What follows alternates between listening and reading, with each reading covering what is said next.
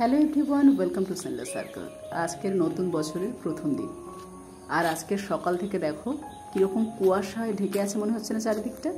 আসলে যতটা স্বাভাবিকভাবে কুয়াশা পড়েছে সেটা আরও বেশি ঘন দেখাচ্ছে। তার কারণ আজকের গ্রামে প্রত্যেকটা বাড়িতে মাঠে মাঠে আগুন ধরানো হচ্ছে।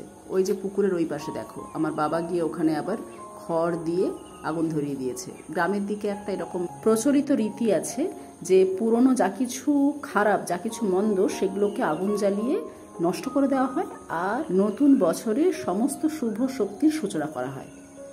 এদিকে ভোর ভোর বর্দা এসে বাজারের ব্যাগ বাড়ির সামনে বসিয়ে দিয়ে গেছে। ভাইপো বার্নার নিয়ে চলে এলো। দাদা এখানে ধুলো মেটাতে জল ছড়িয়ে দিচ্ছে, আর ছোট বৌদি আর নাতি চলে এসছে পয়লা বৈশাখের পিকনিক সফল করতে। একে একে সবাই আসছে। এই দেখো বৌমা চলে এলো, তার সাথে বাসন কোসনও চলে এসছে। এদিকে দাদারা পাঁপড় ভাজার ডাল এগুলো করতে শুরুও করে দিয়েছে। দুটো বার্নার এসছে তো। আমাদের বাড়ির এটাই একটা প্লাস পয়েন্ট যে বাড়ির প্রত্যেকটা ছেলেরা রান্নাবান্না করতে পারে। তার মধ্যে দু চারজন আছে যারা তো একদম কি বলবো প্রফেশনাল কুক। আর প্রতি বছর নববর্ষের প্রথম দিন বংশের ছেলেরা রান্না করে খাওয়ায়। ওই দিন মেয়েদের রান্নার থেকে বিরতি, মেয়েরা শুধু একটু হেল্প করে দেয়। এদিকে জেঠু কাকুরা সবাই রান্নায় ব্যস্ত, ওদিকে আমার ভাইঝিদের দেখো, তারা এই সুযোগেই একটু পদ্মপুকুরের সৌন্দর্যটাকে উপভোগ করছে। আজকের আমাদের মেনু খুবই সিম্পল।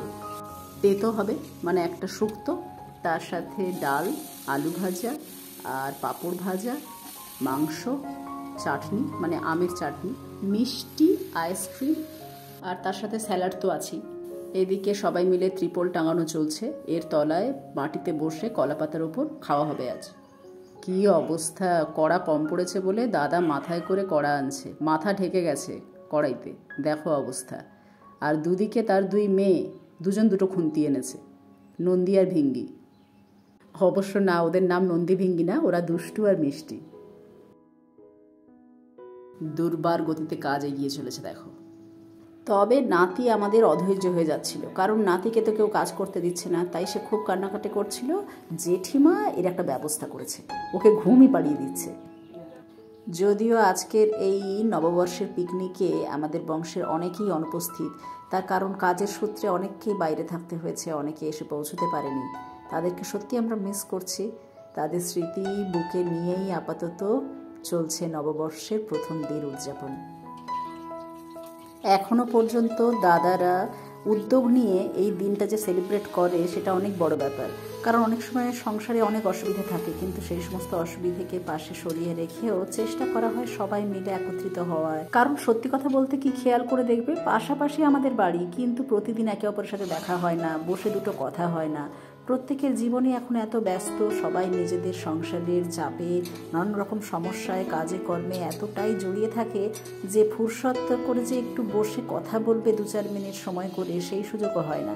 সেই জন্য এক একটা দিন এইভাবে প্ল্যান করে বের করা হয় যে ঠিক আছে, অন্তত 2-4 ঘন্টার জন্য সবাই যদি একত্রিত হয়, একসাথে রান্নাবান্না করে, কিছুটা মনের কথাও শেয়ার হয়। এই সময় বেশ ভালো লাগে যখন আপনজনেরা পাশাপাশি থাকে, সবাই মিলে একসাথে এক জায়গাতে মানে কোনো একটা কাজ করা হয় না, তখন ওই একতাই বল ব্যাপারটা আবারও একবার মাথা চাড়া দিয়ে ওঠে।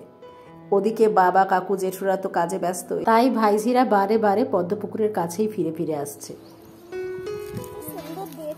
হ্যাঁ, খুব সুন্দর দেখতে। বৌদি আমার পরিবেশনের দায়িত্ব নিয়ে নিয়েছে। আমাদের বাড়ির রাঁধুনিরা এত বেশি এক্সপার্ট না, 2 ঘন্টার মধ্যে সব রান্না করে ফেলেছে দেখো। অবশ্য 40 থেকে 50 জনের রান্না আজকের। হলে কি হবে, এই গরমে সবটা এত কম সময়ের মধ্যে রান্না করার দম চাই। এদিকে আমাদের ছোটোবেলাকার সব পুতুল বের করে আমাদের ভাইঝিরা এখন একটু নিজেদের মনের সুখে খেলে নিচ্ছে। বাবা মা সবাই তো ব্যস্ত, তাই এখন বাধা দেওয়ার কেউ নেই। ওদিকে রান্না শেষ মানে খাওয়া শুরু। সবাইকে বসিয়ে দেওয়া হয়েছে জোর করে, যে বেশি দেরি করে লাভ নেই। কিছু কিছু জন খেয়ে নিলে তাহলে কি হবে, সংখ্যায় কমে যাবে আর তাড়াতাড়ি খাওয়াও হয়ে যাবে।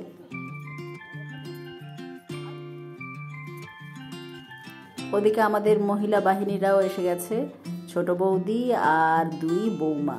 আমাদের বৌমা ভাবা যায়, অবশ্য আমাদের নাতি হয়ে গেছে, আর বৌমাদের নিয়ে কী ভাববো।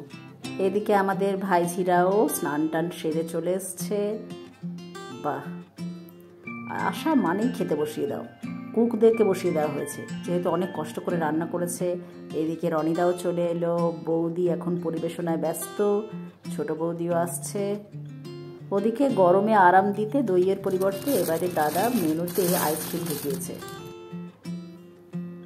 যাই হোক, এভাবে তো আমরা সবাই মিলে চেষ্টা করলাম একত্রিতভাবে নববর্ষের প্রথম দিনটা উদযাপন করতে। আশা করি সারাটা বছর এবং সারাটা জীবন আমরা এভাবেই একত্রিত থাকবো, সুখে দুঃখে বিপদে আপদে একে অপরের পাশে থাকবো। তোমরাও এই নতুন বছরে খুব ভালো থেকো, সুস্থ থাকো, একে অপরের পাশে থেকো, সঙ্গে থেকো। একতাই বল কথাটা কিন্তু মাথায় রেখো। শোক, দুঃখ, রাগ, অভিমান ভুলে নতুন করে নতুন বছরটা আবার শুরু করো। আজকের ভিডিও এই পর্যন্ত। নেক্সট ভিডিওতে আবার দেখা হবে। Thanks for watching.